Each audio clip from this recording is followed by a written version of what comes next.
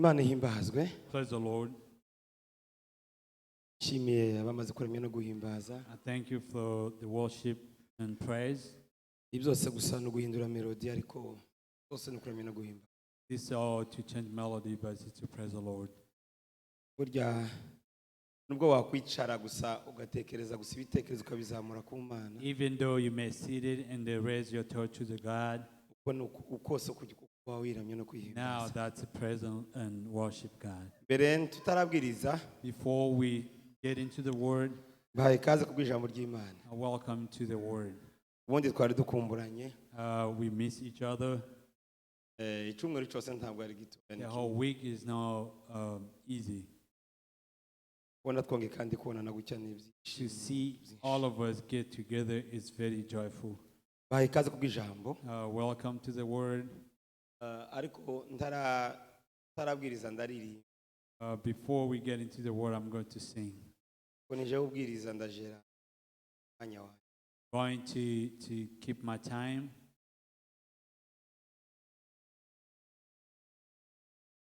I have 40 minutes. Minota 40 ni myinshi. Enough. Kandi twayivugamo tutanaririmba. And we can even go into the word without us singing. Ariko abamara Bibiliya usi mwuka wonyine. So that you cannot just finish the whole Bible without us. Uyitangira ubunyine ukageza ukayitangira ubunyine. Minota 40. Can't start now and finish 40 minutes. Sizokunda kabisa. It's almost impossible. Umugabo ngo niwe wayihurutse gatatu urumva yari yayisomye. One man reads the entire Bible 3 times. Ariko none nkabatakaza hi.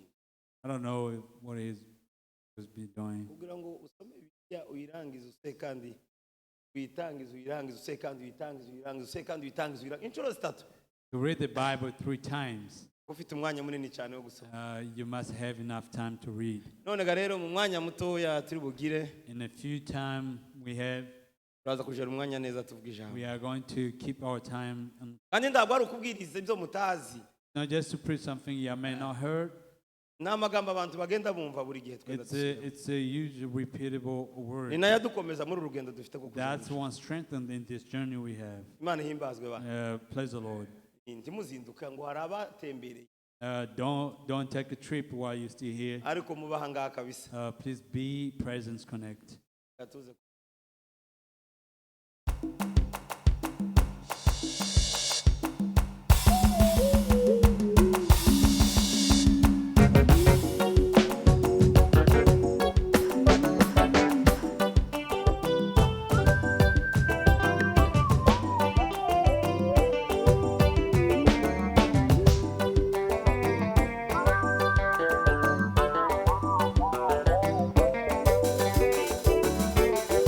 Inguma zo mu mitima Yesu muzikiza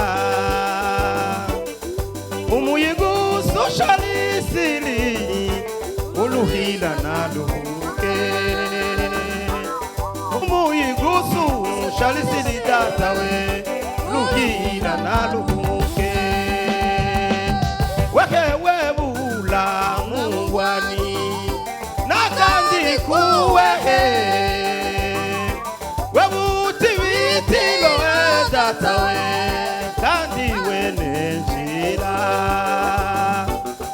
webutibitilo wenyakale wewe kandi wenenjira kokona kuna uyemere ubivuge bwani kondashobiri kukudeta uko bikwaniniye kondashobiri kukudeta we uko bikwaniniye kokona kuna uyemere ubivuge bwani kondashobiri kukudeta uko bikwaniniye kondashobiri kukudeta we uko bikwaniniye nuko ndasaba wemere ishimwe ngushima nubwo tabasha kuvuga ayingwi bigufi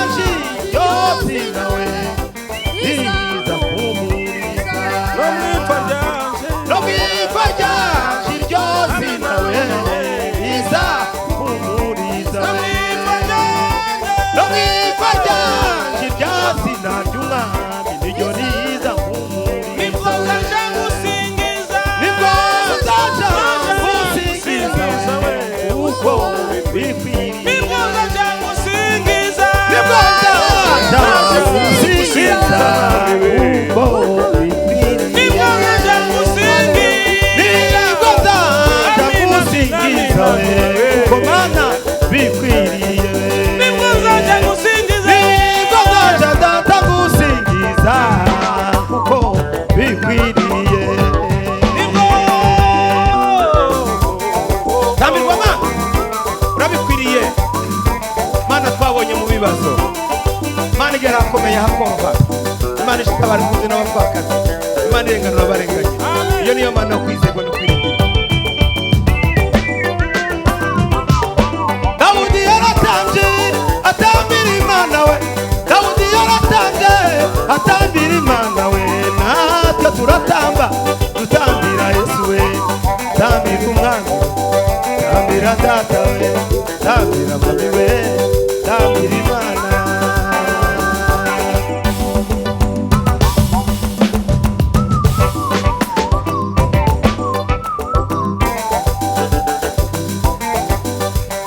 utambirwe mana we usingizwe we mana we mana wabaye imana reka ngushime mana wabaye imana reka ngushime mana wabaye imana reka tukurate we mana wabaye imana ubikomeye we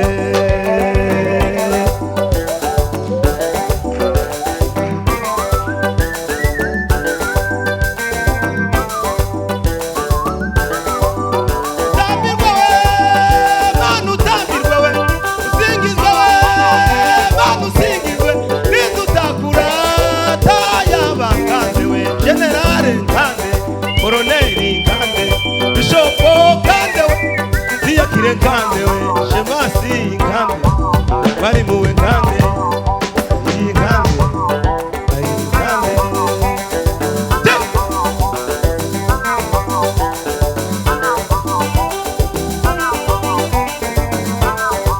amahanga we reka gusingiza we ibyaremwe we reka bigutambire we nyanyi wanga kujana mulema we ndaye we ayi mulema we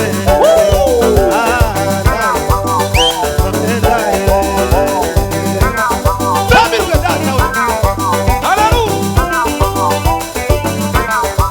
ibyaremwe byose bigutazira we ibyaremwe byose bigutambira we nindudagushima yabakande we evera we inde abakande we shanasi we yabakande ina mama we ndaye yabakande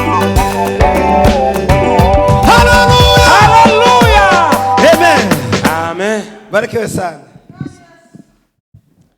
reka tujye mu ijambo Let's go into the word.